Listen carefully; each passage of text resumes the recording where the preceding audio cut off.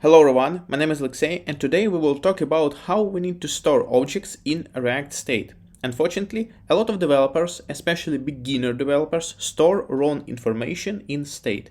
And it can break the application, or it could lead to bugs and not consistency, which is really hard to define, and when additional logic was applied, really hard to fix. In this video, I will show why you should never store the derived state and how to solve bugs related to derived state problem.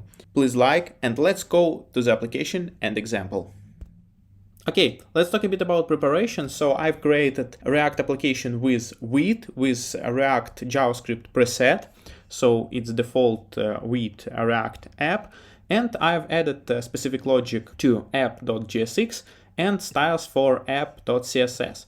So we have here cars array, two states with cars and selected car. I have method for update mileage of the car, and I have method for select a specific car. So if I want to select car, I need to click to select.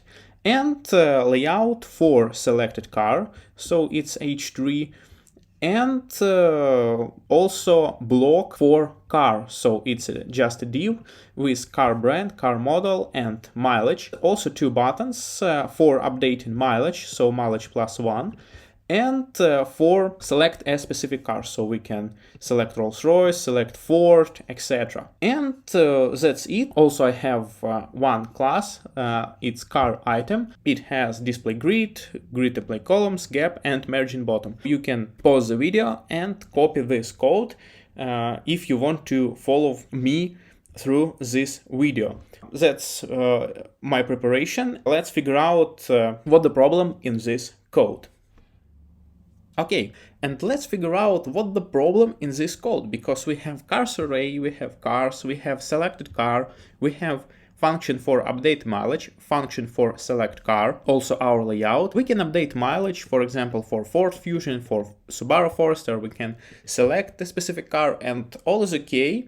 But this code has bug. Let me explain you and show. So let's refresh our page and let's select Rolls-Royce or any other car. Let's update mileage. As we can see, we can update our mileage, and in our table mileage will be updated, but not in the selected car. Why this happens? Because selected car is our derived state. So as we can see, we are putting our car to selected car, and the object, all object of the car exists in selected car. But in update mileage, when we are updating our mileage, we are looping through our cars, and we need to find needed car for updating our mileage. And when we are updating our mileage, we are creating new object of the same car, because we need immutability here. Our selected car and our car in cars array, for example Rolls-Royce, it's two different objects, and it's a real problem. So we have two objects of the same item. One object we can update, and other object we cannot update. So we can select Porsche and we can select our Rolls-Royce, and as we can see, it's different object, because we have here 43,417 and here 02 miles. It's different object. Let me explain you how you can solve this problem and remove this huge bug. Okay, let's solve our problem. The main problem for now is the fact that we are storing the same object twice. We have two sources of truth, because if we will have one object as a selected car, we will have the same object in cars array and the same object in selected car. This means that when we will change our cars array, we will have new object, but we will not update the selected car. This extremely bad approach. We need to avoid it. And how we can avoid it? We need to save the reference to our item in an array. So array will be our source of truth, and we will not save selected car, we will save selected car ID, and by ID we just will pick our item from the cars array by our identifier. So let's refactor our code and let's see if it will solve the problem. So const selected car ID and set selected car ID. In this method we just need to remove this cycle and pass car ID here, selected car ID. Here we need to remove null check, we need to have undefined check. And now we are storing our ID, but we are not picking our object from the array. So const selected car equals to cars find. We will just find our needed object in cars array. So cars car ID equals to selected ID. So if car ID will be equal to selected car ID, it will be our selected car. Cool. Let's refresh our application. No errors in console. And let's update our mileage. As we can see, our mileage updating. Let's select our car, for example, Rolls-Royce. If we will update mileage of Rolls-Royce and other car, for example, Porsche, it will be updated both in table and in selected car. This code is much better. And please remember the fact that you need to have one source of truth.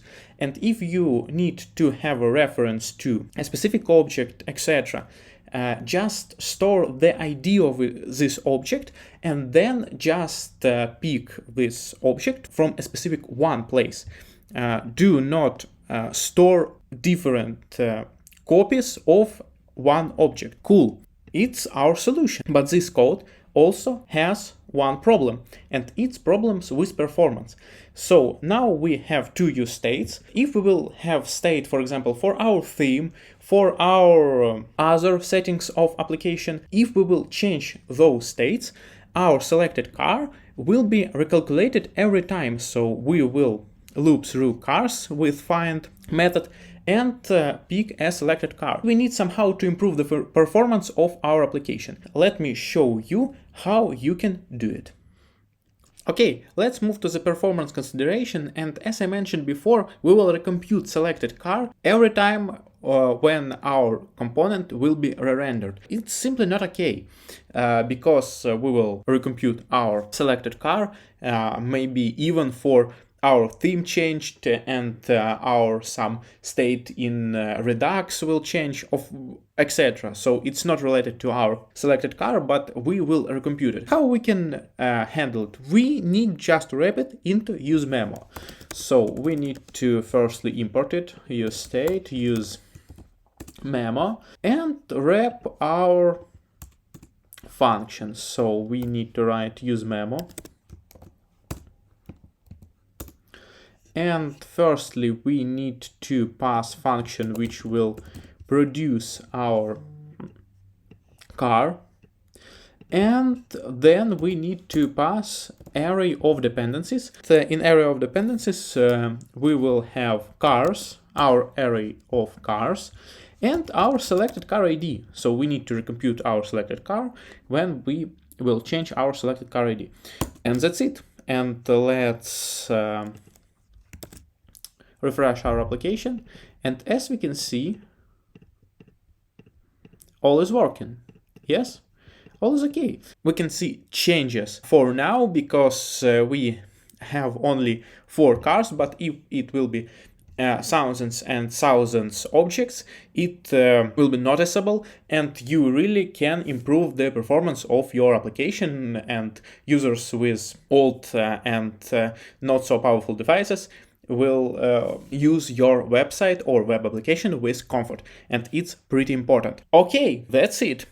Another interesting and more advanced topic could be data normalization. With data normalization, you can drastically increase the performance of your application. So, for example, as we can see, we have cars array, and every car has an ID, and you need to loop through this array to find a car. It could be O and operations, but you can transform this array into an object to get the car with O one time.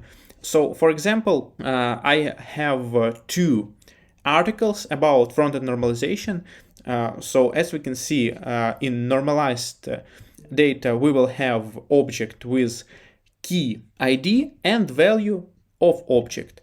Yes, I will attach this article to my video, and also you can read about data normalization in Redux.js documentation. So I also will attach this link to this interesting article, and the developers of Redux are talking about how you need to transform your data to have normalized state. The same thing you can read here with other examples maybe and with other recommendations. If you will mention data normalization on your interview when you will talk about data, talk about manipulations with data, effective manipulations with data on frontend, it could be a key point on the interview, and it will drastically increase your chances to pass the interview with success. So, in this video we talked about how to store data in a React state, about the fact that we should have one source of truth and we should not store part of the state in different places to avoid bugs. It should be a reference to one source of truth. Usually this is object ID.